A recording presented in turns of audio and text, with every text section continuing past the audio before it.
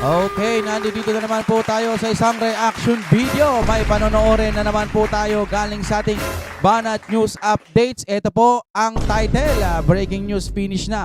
Nasyak si Tamba, Kongreso sa pasabog.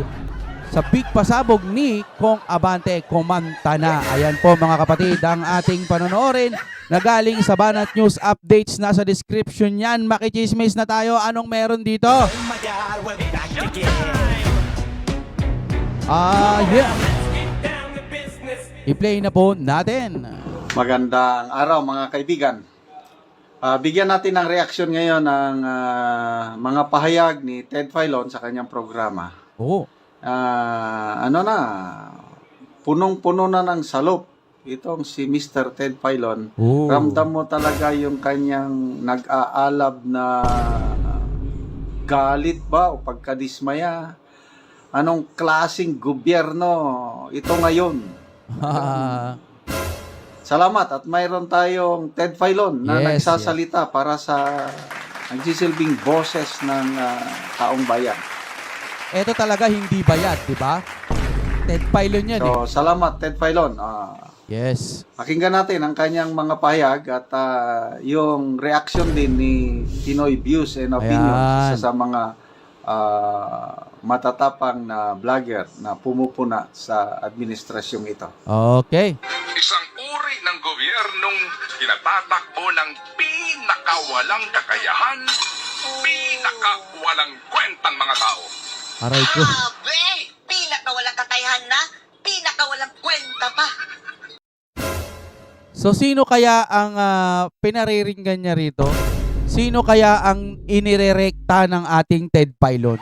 Hula ko lang Hula ko lang. Ito'y opinion ko lamang. Hindi kaya si PBBM yon?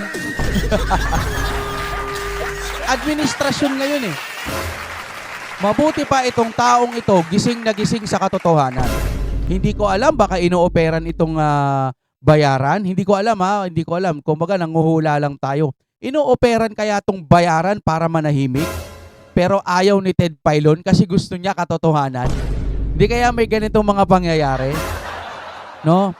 O dili naman kaya walang nag-aalok sa kanya ng salapi kaya bumabanat ng bumabanat ito. Pero para sa akin ulit, sarili kong opinion. Si Ted Filon ay nagsasabi lamang ng kanyang saloobin, kanyang nararamdaman. Siguro sabihin na rin natin parang sariling opinion niya. At kung ano man yung nakikita niya at yung mga resultang mga lumalabas para makita rin po ng mga kababayan ho natin. Nagtataka nga lang ako dahil may mga kababayan tayong kahit na nakikita na nilang may mali, hindi po nila pinupuna. Bayad eh. Yun lang ang aking opinion. Baka bayad. Kaya hindi sila nagsasalita laban kay PBBM. Di ba? Minsan yung iba dyan ginagamit pa yung salita ng Diyos. Kasi nakalagay sa salita ng Diyos yung mga namumuno daw, yung mga parang presidente daw. Kailangan daw sundin. Paano mo susundin? Kung wala naman dapat sundin. Kung hindi naman kasunod-sunod. Ito yung example lamang. No? Meron naman din kasing nakasulat sa Bible na kapag hindi na matino ang namumuno, huwag nyo naman din konsintihin. Diba? Magkalkalan tayo ng Biblia dito. Kapag masama, huwag nyong sundin. Kapag mabuti, sige sundin. Bakit hindi?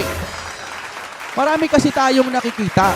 Alam nyo yung sa ginagawa nila kay BP Sara, no? Yung ginagawa nila na confidential fund, iniimbestigahan nila, laging nakatutok na lang doon. Okay naman tayo doon, sabihin na natin sige. Pero bakit natatanging si BP Sara lamang po ang kanilang iniimbestigahan?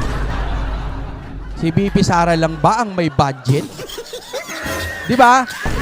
Yung mga taga-kabila, si BP Sara lang ba ang may budget? Kaya ako nauunawaan ko sila eh. Yung mga iba, ito'y hula ko. Dahil siguro bayad sila kaya hindi sila makalabas dyan po sa kanilang ipinagtatanggol. Di ba?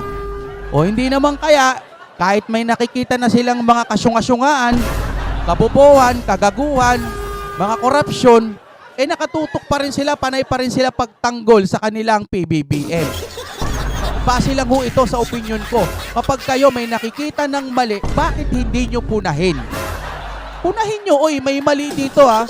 Oh. Sample lang yan ha, sample lang yan mga kapatid. Tignan pa natin si Ted Filon. Sa bagay mga kababayan, mukhang may punto si Ted Filon dahil sinabi na rin yan ni VP Sara Duterte eh. Oh. Para daw tayong bansang walang pinuno mga kababayan, walang number one. Eh yung bigas nga eh, hindi niya na mapababa kaya kailangan na ng state of... Ay, ano ba yun? Emergency sa bigas, no? Ilalapag na sa mga merkado, maraming bigas para mapamura. Okay ako doon, okay naman ako doon. Kaso nga lang eh, nataon talaga ngayong eleksyon, no? Ang galing. Pero okay yun, makakatulong yun sa mga mamamayang Pilipino. Huwag lang dudungisan po ng pamumulitiko. Yung presidente dahil hindi marunong maging presidente. In short, tama nga si Ted Filon, walang kwenta. Oh, ang nagpapatakbo sa ating bansa. Tanungin nyo ngayon, yung flood control magpasa hanggang ngayon. Wala na, natapos na lang lahat-lahat eh. Yung sinasabing 1 billion per day, di ba? Kaysa doon sa 100 million ni BP Sara na ipinaliwanag naman ng maayos kung saan napunta. O eh, yung ano ninyo, yung flood control ninyo. Ano nangyari dun? Nililiwanag ba yun? Hindi, di ba? 1 billion na nawawala. Ang mahirap kasi, nakikita na natin yung mali. Sinasabi na rin sa Senado, kung ano ba to, patse lang ba? Sabi nga ni Madam Amy, no? O, eh may mga ganun pala eh. Nakikita na pala kung anong mali. Ngayon, asan yung solusyon? O, sinasabi rin sa Senado, may hawak ng budget. Di ba sinabi na rin ni BP Sara yun, dalawa lang may-ari ng budget. O tapos ngayon, sino ba yun? Nakalimutan ko. Villanueva ba yun? No, nagsalita rin siya patungkol po sa mga nandoon sa Kongreso. Pero alam na pala, ano na ngayon ang aksyon na gagawin natin? O yung paglabag sa konstitusyon, labag sa konstitusyon, labag sa konstitusyon. Ang dami na lang sinasabi, mali dito, mali doon, may mga mali, may mga kurakot, may mga pangyayaring hindi maipaliwanag. Lahat ng iyan, isang tabi. Kasi nga, si BP Sara lamang ang pinag-iinitan nila. O, di ba? Di ba? Sasabihin na lang nung iba, di magsampo kayo. Wala naman kaming kapangyarihan, mga nagbablog lang kami. Kung sino yung mga dapat po pwedeng magsampa o sino yung mas may makapangyarihan magsampa at may katotohanan, nilabag talaga nila yung konstitusyon, etc. Eh di sige, dapat po managot sila kaso alam na lagi na lang nagsasalita. May mga taga-senado, may mga vlogger, may mga taong makapangyarihan din. Sabihin natin may mga pera. Sinasabi nilang may mali nga sa gobyerno. Ang problema, alam na kaso wala tayong nakikitang aksyon. Bakit kanyo? Sila yung nakaupo. May magagawa ba tayo? Wala. Kailangan lang natin magsalita. Di ba? Ganun lang.